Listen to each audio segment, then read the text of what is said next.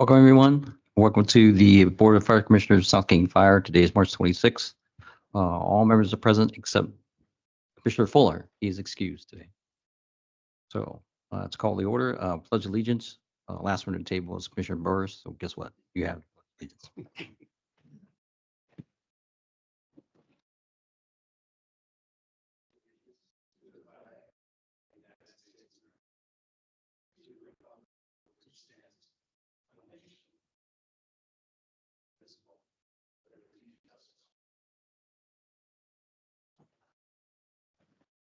Thank you.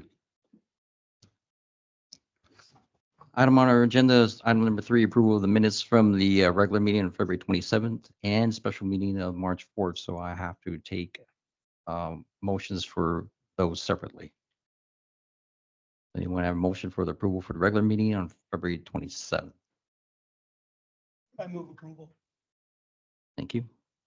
Motion by Commissioner Gates, is there a second? A second. Second by Commissioner Medina. Any other discussion on those minutes? All those in favor say aye. Aye. Aye. Unanimous, thank you. I need a motion for the special meeting minutes of March 4th. I'll make a motion. Thank you, Mr. Burris. Is there a second? Second. Second by Commissioner Medina. Any other discussion? Not at this time. So all those in favor of special meeting to approve the special meeting minutes of March 4th, say aye. Aye. Thank you. Unanimous. We have approval for both the minutes for regular meeting and special meeting for March 4th. Now, item number 4, Commissioner comments, and we will start with Commissioner Gates. No comments. Thank you. Thank you, Commissioner Gates. Commissioner Vedino. I don't have anything either. Thank you. Thank you. Commissioner Burris. I think this is the right time to say it. I attended my first JLM a couple weeks ago, and I was really, really happy with it. Everyone was super professional, willing to compromise, productive. It was kind of exactly what I was kind of hoping to see. It may be not the right time for us to discuss it, but there was talk about a retreat coming up, and I would like to explore what the other commissioners think, what administration thinks of. Is that something that commissioners should be part of? But you're asking a question? Yeah, sure. Okay. If we can do that now, sure. All right. So for clarification too, for my comments, the keeping the decorum of the commissioners, please, to be recognized, to take the floor, please be recognized by the chair. So are there any comments right now from the board or from the public? I'll take them from the board if all. Commissioner Gates. Is this a retreat involving admin, labor, commissioners, or just commissioners? It's admin labor, I believe. I probably can't explain it very well, but I think at the present time, I think the retreat should just be labor and management, no commissioners at the present time. Chief, do you have any comment? You're smiling, so I'm thinking you want to say something. Well, the intent of the retreat has really been to focus on the relationship between the admin staff and the union leadership. And it's taken us a while. It's been a work in progress to find a team building consultant. The recommendation from the board when we started down this path was to not involve the commissioners so that there could be lots of honest and open feedback without, for lack of a better term, anyone judging what was being shared. So the intent was for it to just be labor and management, and that's kind of the path we've gone down. Labor's agreed to pay their half as far as like if we did something offsite for room and board or meals, and we would pay our portion as well. We can certainly pivot if that's the will of the board, but the intent was for the union and the admin to have a chance to have some good, honest discussion, guided by a third party to come up with some strategies for building trust and rebuilding the relationship. I might change my mind. You said room and board. Where do you think it's going? Dumas Bay, sir. Dumas Bay. Yeah, boy, there. Commissioner Burris. It was just a question. I really just wanted honest input. I'm not strong on one way or the other. Okay, any other questions? Haven't seen that. We're going to move on to item number 5, public comments. Anyone from the public, please state your name and address for the record. You have 3 minutes or less. Anyone from the public? Online?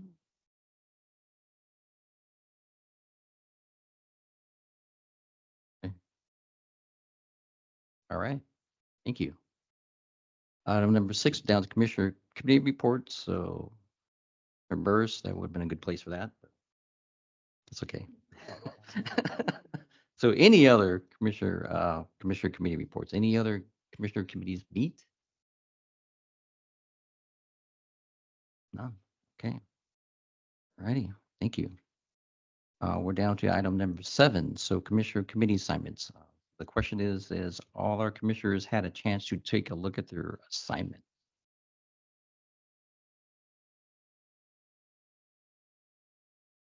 I think Commissioner it looks, Gates, go ahead. I think it looks a whole lot better than what we saw last month. Thank you. You're welcome. Thank you, Mr. Gates. So I just want to comment on the last part, if everyone's seen that. The alternating on the Joint Labor Management Committee there. If you notice, 2 commissioners there, one's alternate if they don't show up, but I've kind of rotated, so one commissioner would stay on for the second meeting and then rotate out of there from there. Then alternate would come in and move up from there.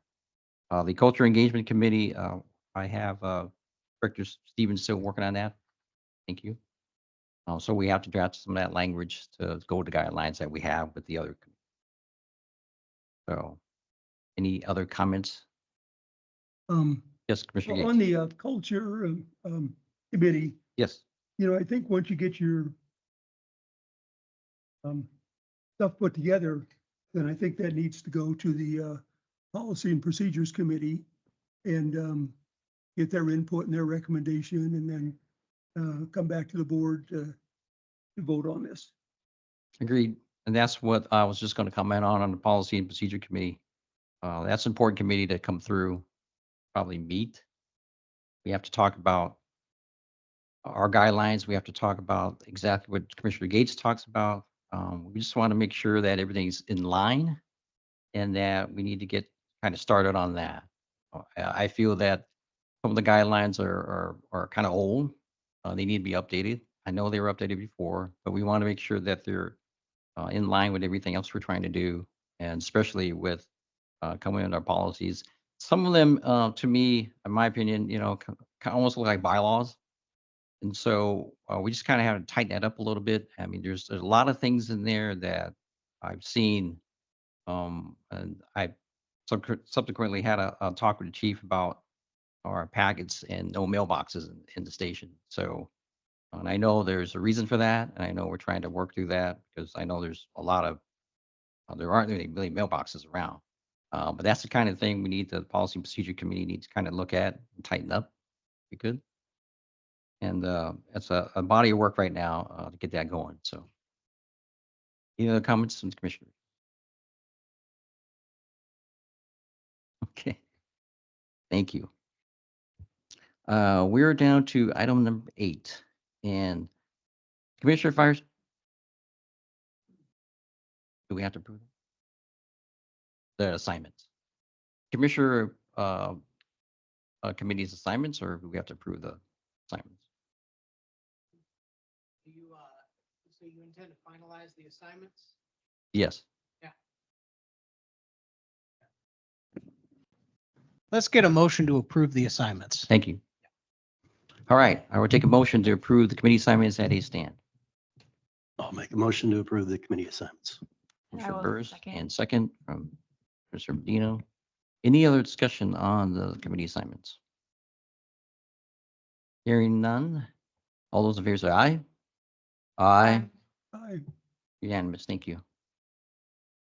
Thank you, Commissioner Medino. Commissioners, excuse me, item number 8, Commissioner Fire Station visits, roles and responsibilities. This is on there because I think that I want to clarify something on those visits. So there's been a lot of talk and I've been kind of waiting to get everything to make sure we talk about this. So when we're talking about the visits for the fire stations, we're not talking visits are just drop-ins. That wasn't the intent for that. The intent is to notify the chief to say, hey, we're coming. If you want to assign someone to us, we can. That's great. That's what we want to do. It's in thinking about how the commission works and how we should understand the culture of this fire department, especially those that don't come from here and don't have fire experience, to be escorted in there by a chief, however you designate, we're fine with that. Now, not all the commissioners have to go. They don't feel like it, but if you feel that it's welcome. There's things that we kind of look at like you just got to rescue 309, right? For our aspect as elected officials, I'm looking at to making sure that our resources are taken care of. Our men and women have what they need. If we buy something, if we want to buy something, a piece of new equipment, to be able to go into the station to see how it's used and how it will be used is something that's very important, at least to me. I'm going to open up the discussion to the other commissioners as soon as I get done speaking on this. And so, and I know that our district attorney, Mr. Quinn, in your training, you talked about not being mushrooms. Information is fastly had. We can't, to me, as an elected official, can't do our job unless we have the information that we need to move forward. And like I said, it's not dropping in. That's not what we're looking for. We're not just saying, hey, I popped in the door and here I am that day. No, the chief will know. We're lining this up with whoever's there. If the chief again wants to sign to someone, and I know that in the past, Commissioner Berger is gone, another commissioner is gone. So I want to make sure that that continues. And just again, understanding the culture and what we need to do our job. I will open up forward the floor for other commissioners to comment. Commissioner Burrs. This is something I feel really strongly about. I'm just getting over a cold, so I apologize on the voice. Take a story back to 1991. I'm a probationary firefighter. I'm working with Doug Waller at 65. There's two people in this room that'll really understand this story in ways that, unless you knew Doug, you wouldn't. So what seemed to me like an elderly guy walks up to the front door and rings the doorbell. So I answer and I start trying to lead him to the chair where we take blood pressures. And Doug starts laughing his head off and says, "Hey, Burris, let me introduce you to Commissioner Martin." It was Bill Martin. He was a commissioner at the time. And of course, I thought I was going to get fired for that, but they both laughed. We sit around, we're drinking coffee. I don't even remember what we're talking about. We get a call, and Doug, being Doug, convinces Bill Martin to ride along with us. It's kind of an unusual call. We had to send the lady to the hospital. We had two young kids. One was like 7 days old or something like that. And so we then sat there for about an hour and a half, making calls to get somebody there to take care of the kids. And we got back to the station, and Commissioner Martin says, "Wow, I had no idea you guys did anything like that." And Doug, being who Doug is, no filter, he just looked at him and said, "How the blank can you do your job of running a fire department if you don't know what firefighters do?" And it always stuck with me. I don't know why. That was a long, long, long time ago. Fast forward to very recently, I understand that Commissioner Berger was a prolific station visitor. So we got 32 years at least of a history of commissioners visiting fire stations here. And I'm unaware of it ever causing any sort of problem. So when I got on the board, I was really surprised to find out that there was some controversy over it all. So I go back to the basics. The RCWs are what conduct our conduct. I couldn't find anything in the RCWs that that addressed anything like that. I went to the commissioner handbook. And there was nothing in there. What was there on page 3, the role of the fire commissioners is to establish the policies and budgets of the district. Now, I understand there's a lot of different types of policies, and we delegate the day-to-day stuff to the fire chief. I don't know exactly where the divisions would be.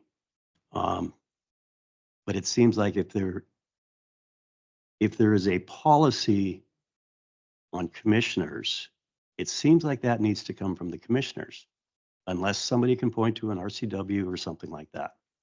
And of course, we're going to do common sense with scheduling it and all that kind of stuff. I've heard a long list of reasons on why some people think it's a bad idea. I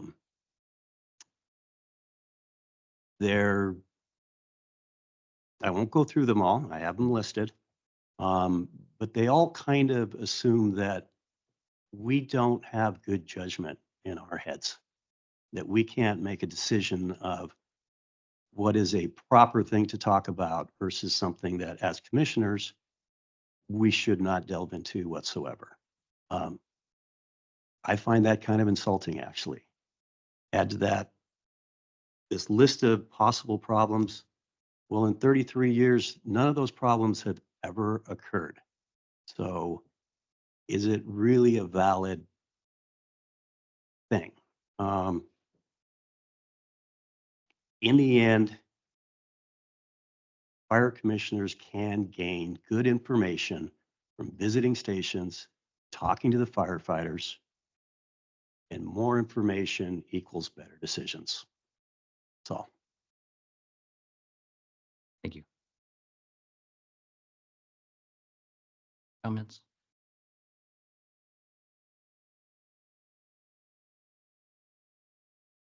Okay. I guess, Gwen, you want to, I think this is kind of like, the direction that we were just kind of, because Mhm. like I said, in training, we talked about a little bit the legality of it and Mhm. perception. I think we all up here understand perception. Mhm. And so, and I think that Commissioner Burris kind of hit a little bit there. I think you have to, again, we're elected, there's some trust here. And that's why I talked to Chief about it a little bit and said, hey, you know what? We're not coming in here unexpectedly. We're going to let you know. Again, if you assign someone to us, I'm fine with that. You know? And it's that I think it's just keeping everything above the board. Mhm. But the main portion is the fact that there are commissions and other stations and other fire departments where commissioners are welcomed. Some of them are, or if you're not familiar with the fire department at all, mandatory ride-alongs are great. They're assigned to that, and I'm happy with that too. I understand that. Myself being from a department, a ride-along for the department is great. That way, I get to see how they operate and what their SOPs and SOGs are, right? And how they operate. And so to help that along, again, I think it's very important that we talk to the membership and not about things that we know we're not supposed to, but more on the lines of helping them get resources, helping us secure our budgets correctly, um, buying equipment that we need to make sure that they are used and what they need them for. This is very important to me because it's more the community-based thing that we need to get to help the community out to figure out what our firefighters need, whether it be here, whether in the city of Des Moines and things like that. So I think that's why has come up. We want to make sure that we are serving the community the proper way. Understood, understood. And I want to address one thing that Commissioner Burris mentioned. He mentioned the lack of a statute relating to fire station visits, and spot on, there's not a statute that says, Commissioner, thou shalt not visit fire stations. But I think I want to frame our discussion around what the statute says that a board of fire commissioners can do. Let's go back to the beginning and talk about what the statute says. Statute says that a Board of Fire Commissioners is established to manage and conduct the business affairs of the department, to enter into any and all necessary contracts, to adopt reasonable rules and regulations. The commissioners are the lawmakers of the department. And I think we could kind of frame this in sort of a relay race of our respective authorities. The commissioners are kind of like the second runner in a relay race, on a relay team. The first runner are the voters.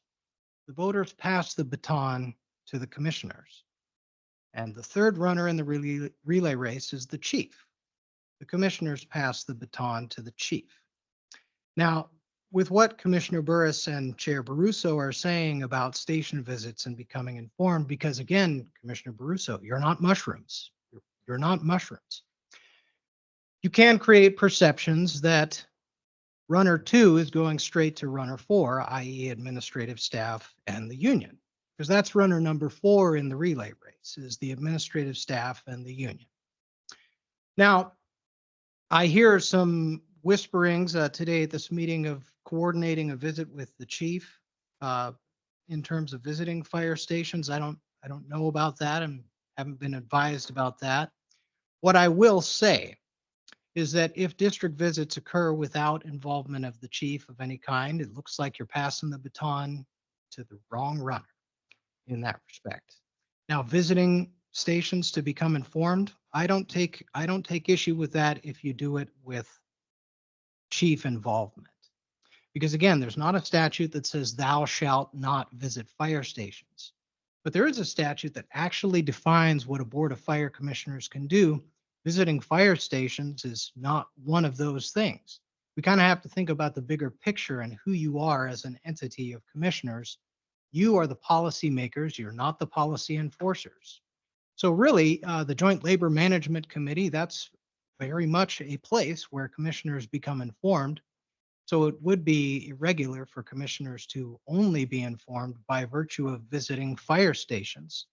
You just don't want to get into a situation where you're confused, because what Commissioner Burris mentioned earlier about the story from 1991, and this is not to say that your story is inapposite or irrelevant. We live in a different time where communication happens a lot faster than it did in 1991. And I'll give you some examples from present experience, particularly with respect to COVID, where one commissioner has a direct line of communication to a union representative, and the union representative is able to immediately text the commissioner and say that, well, the mask mandate around here is BS. I have some ideas about how we could improve that. That's not going to happen in 1991. So we're in different times, and that's not to say that your story is irrelevant. I think it's completely indicative of your right, or as a commissioner, to be informed about what goes on at a department.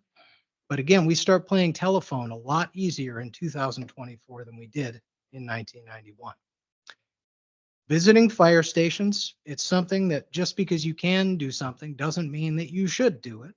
However, if you coordinate with the chief and you involve yourselves and clearly articulate what you would like to do for purposes of visiting a station, you are less likely to risk an appearance of undermining, an appearance of going around the authority of the fire chief, or creating a crisis of confidence. It was back to my story earlier about the commissioner and the union rep that had a direct line of communication.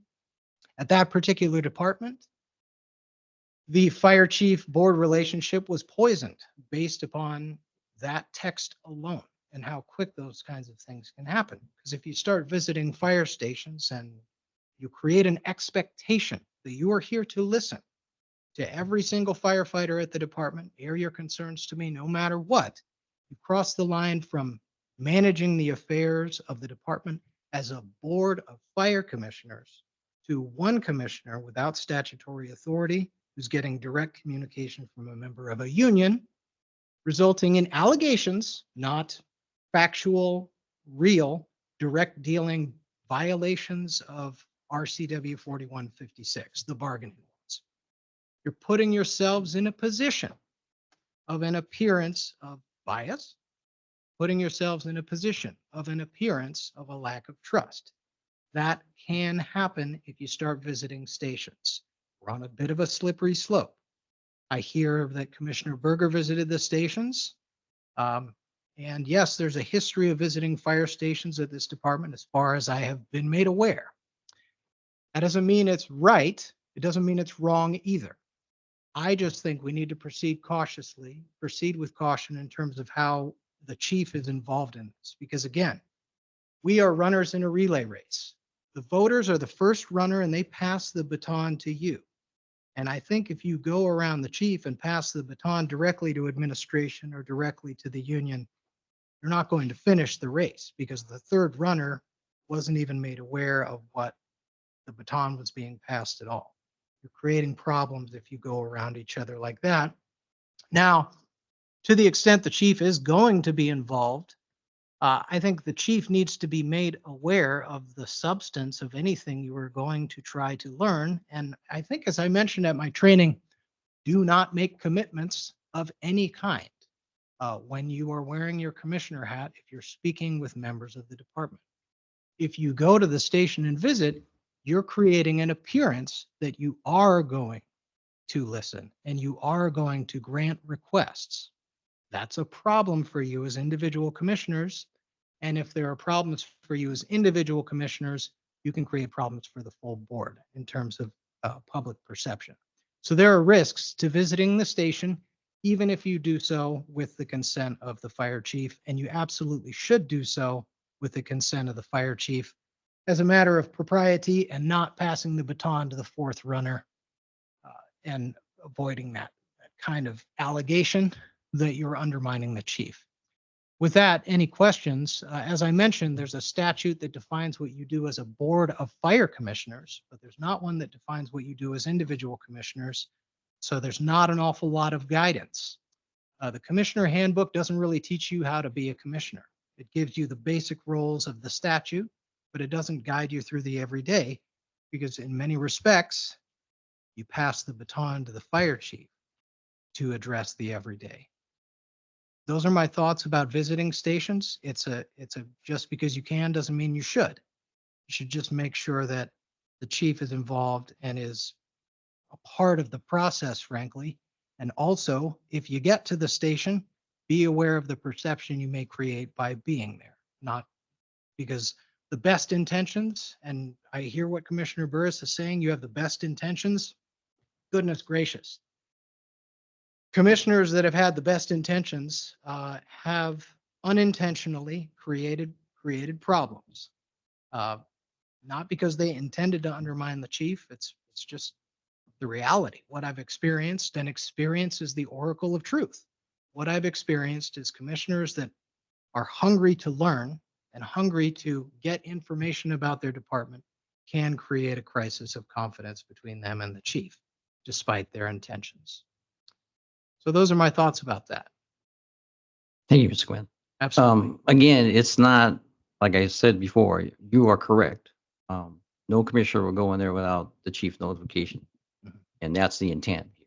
And to understand, and even to the point where the case of the content of what we want to talk about, what we're looking for, I even wanted to put that in there.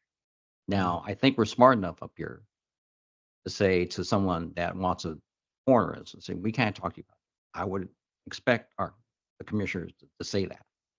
And I would say to I was in that boat before too, where our commissioners came in, we knew not to speak about a lot of things to them. Now that comes from education from the department and from the union members. That I must trust on them. But for trust for here for our commissioners, not saying what they're supposed to or not hearing things and saying things, I trust that with them. And so back to the point of the station visits with the chief knowing and even assigning someone to us, I'm fine with that. Case in point, some departments make the commissioner fill out a form. And then a form could be what the content is going to be, what their visit is for, what time they're going to go. And then the chief makes assignments of who goes with that person. I'm all great for that. I'm fine with that, really. And I understand everything about perception. Don't get me wrong, and I've seen people, you're right. And good people have said dumb things. Mhm. you know, and you look at them like, so you want to kick them sometimes, but you know, it's a learning process a lot for some people. It's reiterating back and forth every time they go to, if we're going to do a visit, say, remember this. Here's a reminder, you know, don't do this, don't do that. And I'm fine with that too, because I'll take the lead on that. So, but I think that to understand where this department is, we all know where some of the chokeholds are. We're not there for that. We're there to understand and to make sure that the resources and what we're giving them, the needs that the department have is what we're trying to fulfill. And now, is anyone else in the commission want to comment on that? I mean, that's where I am with it.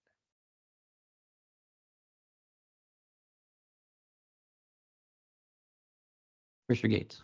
I just gonna make one comment for whatever it's worth. Many, many years ago, admin did set up a tour of all the stations. I wasn't able to go that day because it was gonna be pretty much a full day, but they did take all the commissioners that could go on a tour to show them where the stations were, et cetera, et cetera. So, something that they did do a number of years ago. Thank you, Commissioner Gates. Again, I have this out there because I want to try to at least formalize with the chief. Say, hey, chief, here's what we want to do. Here's what we want to talk about. Here's what we want to look at. Assign someone to take a look at. Give me something. I want to see you do rescue. I didn't have time. I wasn't here to see that. I would love to take a tour of that. You know, and individually, like I said, the commissioners don't have to go. They don't want to go. But you're spot on. Just going about letting Chief of Ungerberg know, I'm coming to the station. Who do you want to assign to me? Here's what I want to talk about. No matter which way we want to do that. It's not to, it is not to undermine his authority, not to say that undermine even the BCs that's running the ships, or not to undermine and come back and say, well, this guy talked to me because he knows me. So no, again, I trust the commission to say to that person, hey, I can't talk to you about that. You know, designate that line of where business and friendship starts, right? That's what I'm talking about. So if we want to formalize this, I would like to start doing that, Chief. If you want you and I to get together to how you want to do it, if you form, if you want to do something else. Again, not every commissioner, if commissioners can individually choose to go one by one, we make sure again that there's no quorum, there's nothing, anything like that. Make sure we try to keep that perception as low as we can and out of there. But I know, Mr. Quinn, that's going to still be there. I understand. But again, I think it's education on the other side to make sure they understand why we're coming in there. And if the chief knows why we're coming in there, he can also give heads up to the station. Look, they're coming for this. This is it. I want to do a ride along. Great, do a ride along. Make sure the officer understands that that's what that person is doing. So, Chief, I kind of leave it up to you. What's your comments? I know you want to say something. Well, I think this is always a difficult topic, right? Because we want everyone to be included and we want everyone to have an opportunity to understand what's going on in the department. And we have to be mindful of the guidance from legal and making sure that, you know, we probably need to build a process that includes a notification, and we'll just, you know, that's probably something that the policy board, we could probably make a recommendation to the policy board and they could make a recommendation to the board. Agreed. I think that's a good way to move forward. Yes. That's why the committee signed the report too, because that crossing that bridge like that. And I'm, like I said, Chief, want to do a form, however you want to form this, so you know what's going on. Again, that's the important part of this. Commissioner Vadino, did you?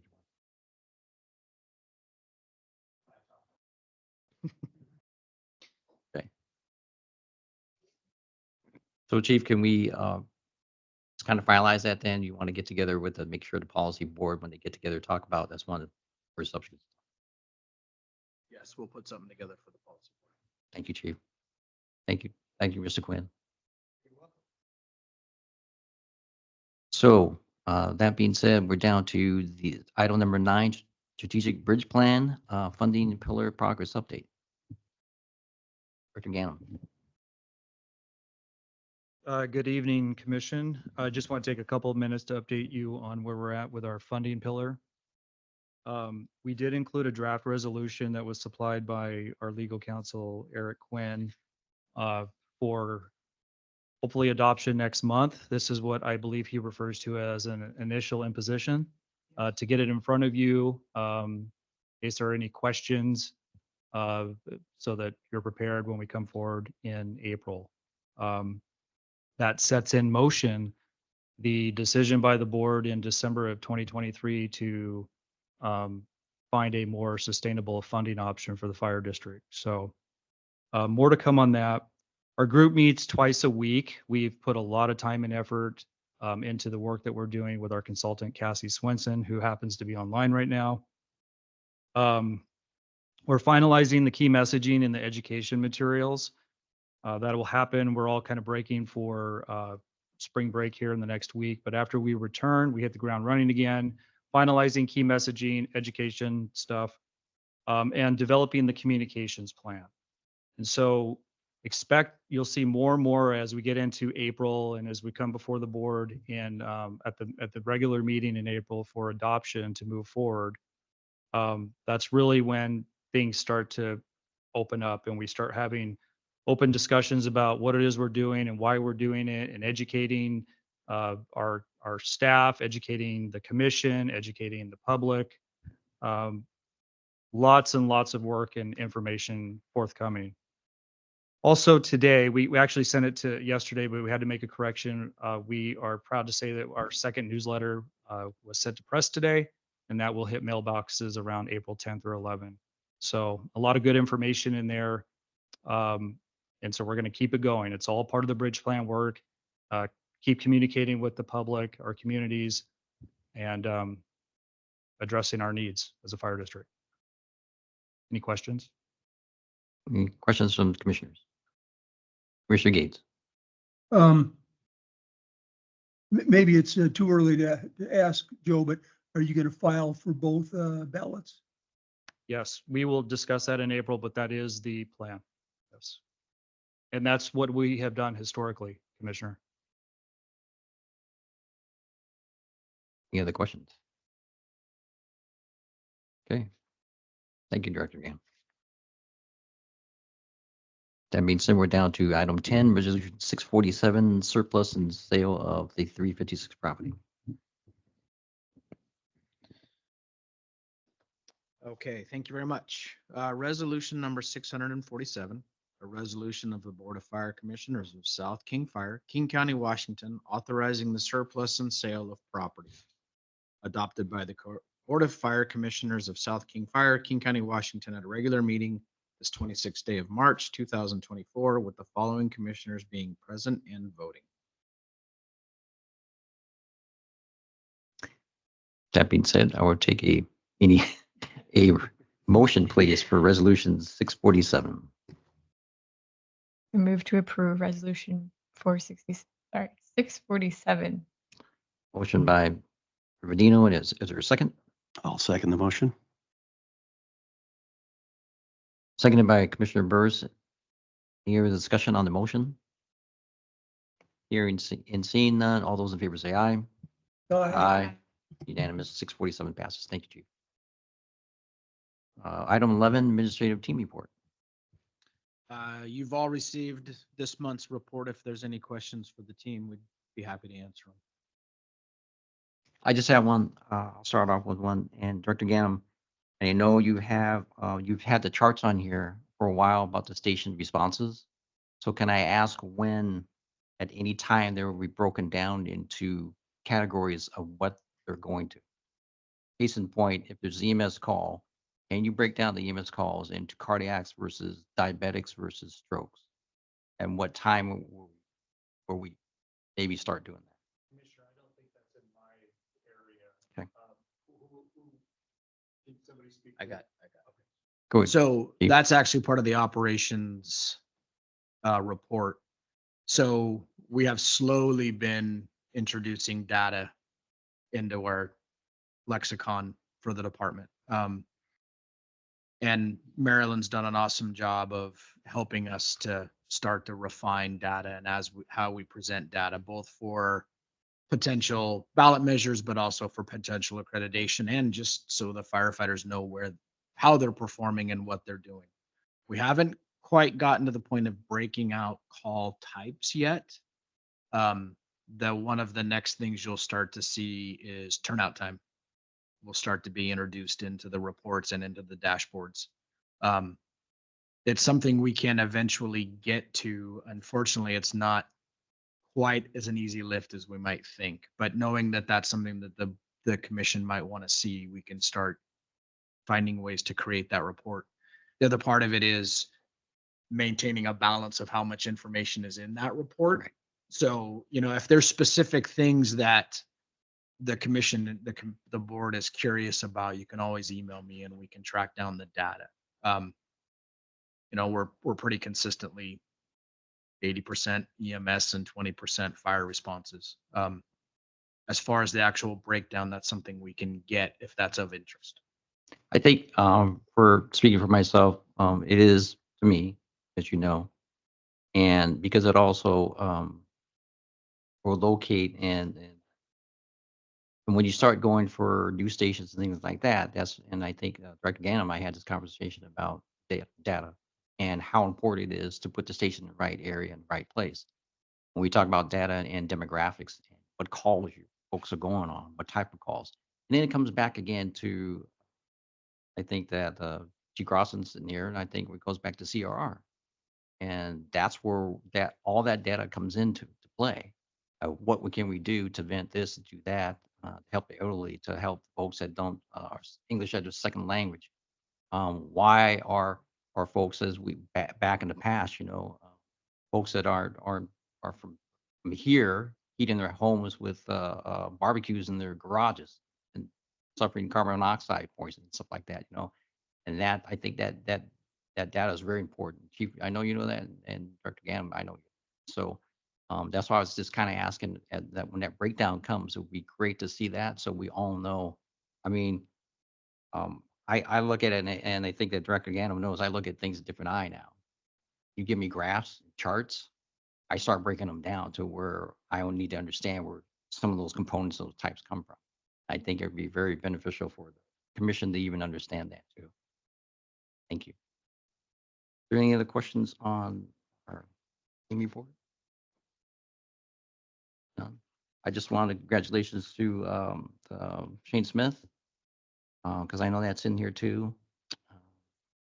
And I also want to thank driver operator, the DES, the driver engineer, Travis McKinney, because I know he put a lot of work in the rig, and that's why another reason hazmat was my thing too.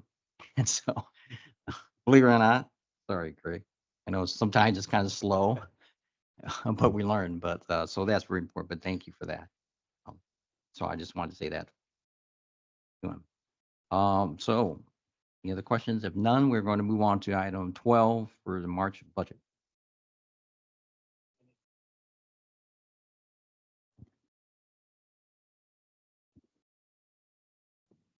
Okay, just Commissioner, we appreciate data,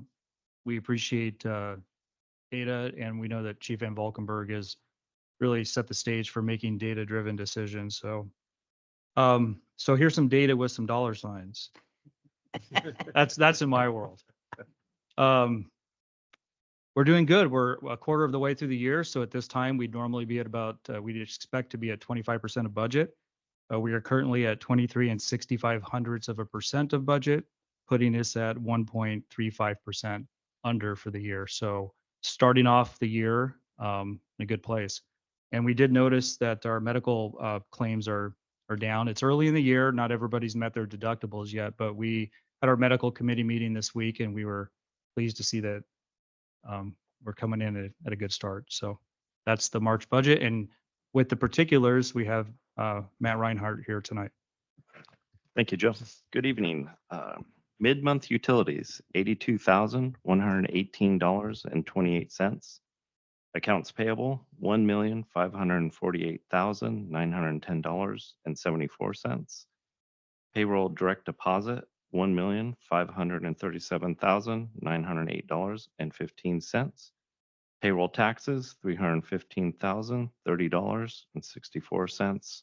Medical claims, $144,624.01, with a total approval of $3,628,591.82. Thank you.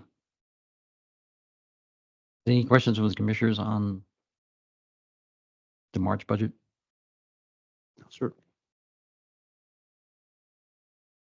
Here and seeing none, I guess. Take a motion to approve the March budget.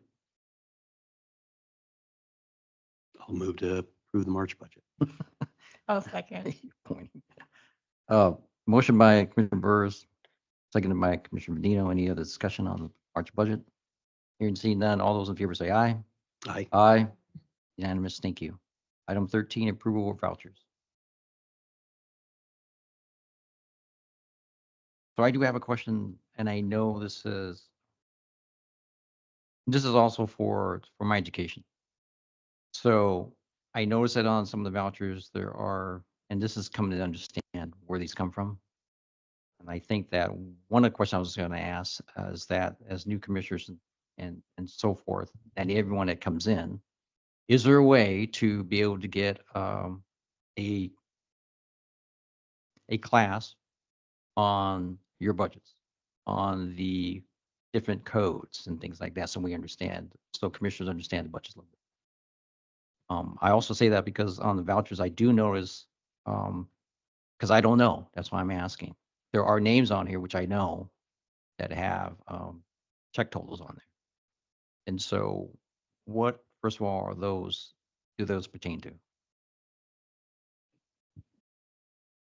You're saying, Commissioner, that you recognize names on there? Yes, As I in do. maybe like retirees from? the- Yes, and I kind of figured I had to do something with that. That's right? exactly Okay, correct. okay. So medical costs that the district is responsible for left one employees? Yes. Yes. Okay, yeah.